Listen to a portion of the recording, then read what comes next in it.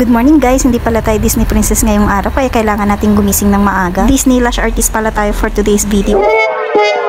Kaya naman kinuha ko muna yung cellphone ko para i-confirm sa client ko kung matutuloy ba kami. Sabay good morning at I love you to niya rin kay Nyab Nyu.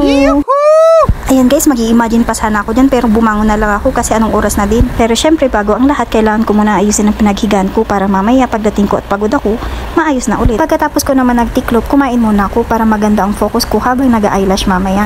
At syempre kung maganda ang focus, maganda rin na magiging resulta. Pag maganda ang resulta, babalik-balikan ka.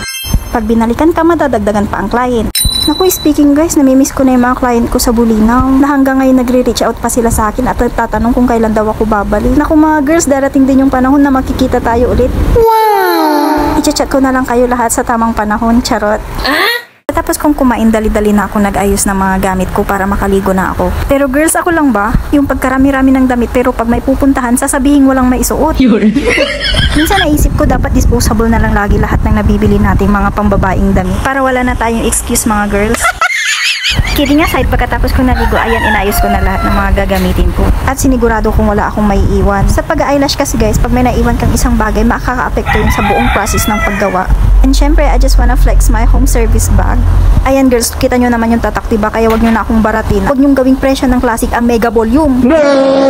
Pero syempre, nag-ayos pa rin ang Disney princess nyo. By the way guys, ako nga pala ay naka 3 weeks eyelash lift na. Yes mga girls, 3 weeks na yan, pero tignan nyo naman, pack na pack pa rin. Kaya naman nire-recommend ko talaga ang eyelash lift sa mga babaeng natural na malalago na ang pilik mata. All you have to do is to put mascara and ready to go na. Wow. Sa puntong ito guys, hinihintay ko yung eroplano ko. Kaso na-realize ko, traffic sa Himpapawid, kaya ayan, nag-tricycle na lang ako. Pero wag kayo guys, kahit tricycle lang to, tignan nyo para ako lumilipad. Kuya, wag naman masyadong mabilis, nakakatakot. O diba guys, di pa ako nag-uumpisa mag-eyelash extension pero ngarag na ang Disney princess.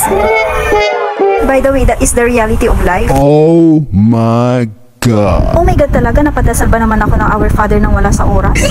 Ayan na nga guys, nahanap ko na yung location at buti na lang talaga napakabait ng aking client. Wow! At dali-dali na rin kaming nag-start. Guys, ito nga palang client ko ay mag-a-avail ng Cat Eye Classic at Brow Lamination. At alam nyo ba guys, buong process na yan, panay kami kwentuhan, chismisan. Napakaganda naman talaga para kahit papaano hindi maboring yung client natin. And at the same time, hindi nila mapagtanto na oras na din pala yung na-google nila sa pag-eyelash. Pero guys, minsan meron talaga mga nonchalant na mga client na imbis makipagkwentuhan, hihilikan ka na lang talaga. Pero kaya na natin sila, it's their choice, malay mo napuyat lang sila, diba? Patapos na sana kami dyan, pero nung nakita ng mother niya, gusto din daw niya magpa-brow lamination. Siyempre, sino ba naman ako para tumanggi pa, diba? Charot. By the way guys, this is the before look of our dear client. Siyempre, this is the final look. Congratulations nga pala sa ating dear client dahil taking niya daw sa Saturday kaya siya nagpagawa ng eyelash and brow lamination. Papasana all ka na lang talaga. Wow! Eh na nga pagkatapos ng aking client, dumaan na rin ako dito sa simbahan. Total malapit lang dito sa location. At syempre bago ako makipag-usap kay Lord, tatanggalin ko muna tong face mask ko. Baka hindi niya ako makilala. What? Kidding aside, pero meron kasi akong dapat ipagpasalamat kay Lord kaya ako nandito ngayon. Wow! Huwag kang issue, iba yung nasa isip mo. After ko nagdasal, lumabas na rin ako ng simbahan. Anong hindi ako lalabas guys? May lumapit sa aking babae, humihingi ng pamasahe daw niya. So ayun, naawa naman ako sa kanya. Pero guys, sinabi niya 300. Opo, 300 ang kailangan niya. What? Kaya hulaan niyo kung anong next na ginawa ko guys. Ayun, lumabas na ako. Nasa stage ako na nas-shock talaga ako guys. 300! Ang bilis pa ng lakad ko dyan guys.